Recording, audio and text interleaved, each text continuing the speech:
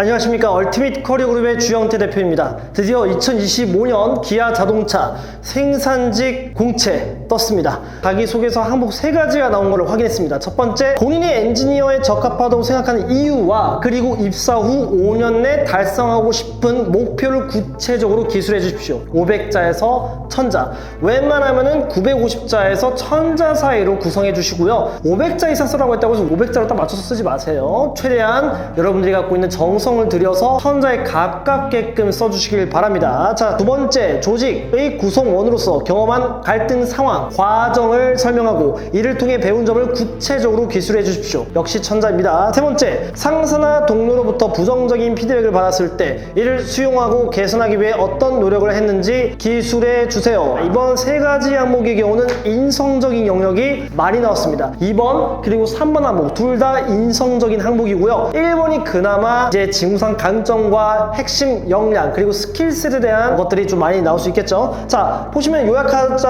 하고 보면은 이렇게 나옵니다. 자, 첫 번째 보면은 직무 지원 동기와 그리고 입사 포부를 설명하는 겁니다. 회사 지원 동기가 아닙니다. 직무 지원 동기입니다. 회사 지원 동기와 직무 지원 동기는 서로가 구별이 돼야 됩니다. 자동차 생산직 엔지니어가 적합하다고 생각하는 직무상의 이유, 예를 들어 이렇게 얘기해도 될 수 있죠. 제가 직무를 선택하는 데 있어서 저만의 철학과 원칙이라는 게 존재합니다. 제가 갖고 있는 역량과 축적했던 역량과 그동안 쌓아올렸던 경험을 바탕으로 저는 직무를 선택하고자 했습니다. 제가 갖고 있는 경험, 역량은 무엇입니다. 이런 역량을 확보하기 위해서 뭐였고 그리고 두 번째, 저는 어떤 경험을 많이 갖고 있습니다. 이런 역량들을 이런 경험에 응용해왔고 확장해왔고 그리고 계속해서 많은 성과를 일으켰습니다. 이 두 가지 역량과 경험을 종합해봤을 때 자동차 생산직 엔지니어가 제가 정말 잘할 수 있는 직무임을 확신하고 지원하게 되었습니다. 이 직무에 있어서 저만의 어떤 입사 포부, 5년 내의 계획은 다음과 같습니다.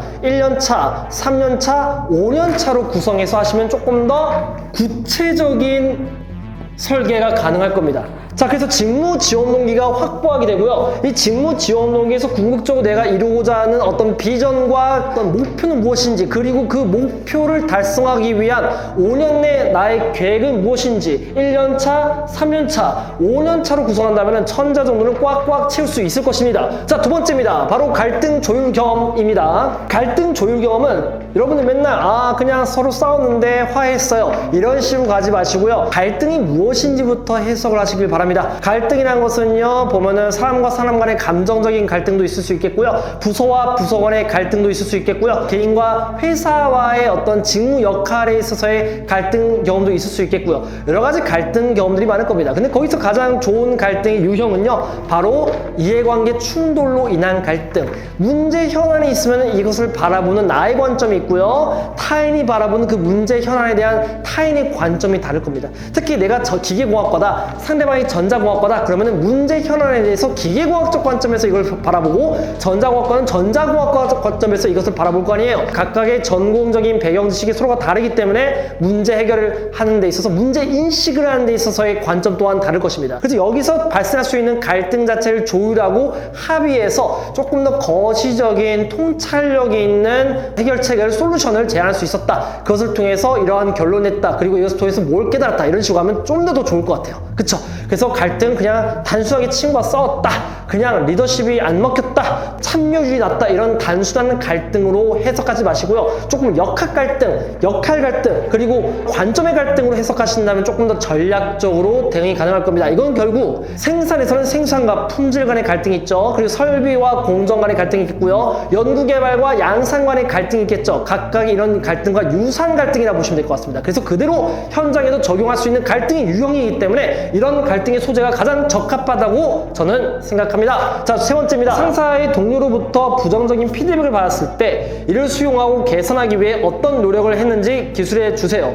까다로워요. 상사나 동료로부터 부정적인 피드백을 받았을 때 어떻게 보면 내가 그냥 치부를 말을 해줘야 되는, 어쩔 수 없이 말을 해줘야 되는 부분이잖아요. 이렇게 또 가능합니다. 내가 업무는 꼼꼼하게 할 수 있지만 거기서 리드 타임이 오래 걸린다, 시간 자원 배분에 있어서 우선순위를 내가 조금 잘못 잡았다, 내가 생각하는 우선순위와 상사와 동료가 생각하는 우선순위가 서로가 달라서 여기서 부정적인 피드백을 받았다, 이런 예시도 매우 좋을 것 같습니다. 업무를 대하는 데 있어서의 우선순위라든지 문제 해결 방법에 있어서 조금 더 거시적인 사고를 하기보다는 내가 내 부서만의 관점에서 해석을 했기 때문에 여기서 충돌되는 것들, 이런 것들도 얘기할 수 있어요. 이건 어떻게 보면 업무가 아직 미숙하기 때문에 나타나는 부정적인 피드백인 것이지 본인이 갖고 있는 인성적인 부정적인 피드백이 아니잖아요. 웬만하면은 인성적인 부정적인 피드백보다는 업무에서의 어떤 부정적 피드백을 제시해 주는 게 조금 더 저는 나을 것 같아요. 덜 위험하다는 거죠. 포토콜 이렇게 잡으면 될 것 같아요. 저는 어떤 경험을 통해서 이런 상사의 부정적인 피드백을 받았던 경험이 있었습니다. 해당 상황 설명이 나와야 되겠죠. 이런 상황에서 이런 목표가 있었는데 저는 이런 것을 이렇게 해결했는데 이제 봤을 때 상사와 동료와의 반응은 제가 각각 달랐습니다. 저는 이런 것을 이런 관점에서 해석했지만 동료와 상사의 경우는 이 현상 자체를 다른 방식으로 조금 더 거시적인 방법으로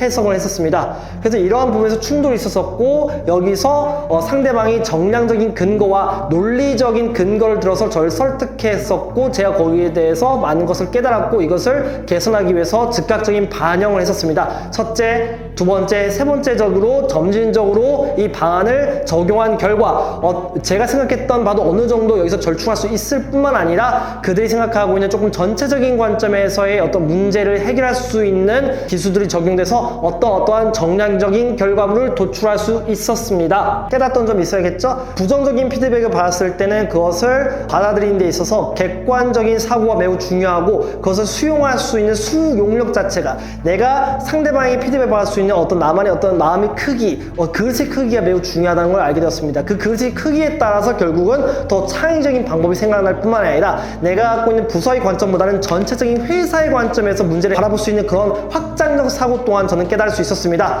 이런 경험을 통해서 회사에서도 다양한 부정적 피드백과 긍정적 피드백을 모두 한데 모여서 기아차 생산직으로서 더욱더 도약할 수 있는 생산직 엔지니어가 되는 것을 목표로 하고 하겠습니다.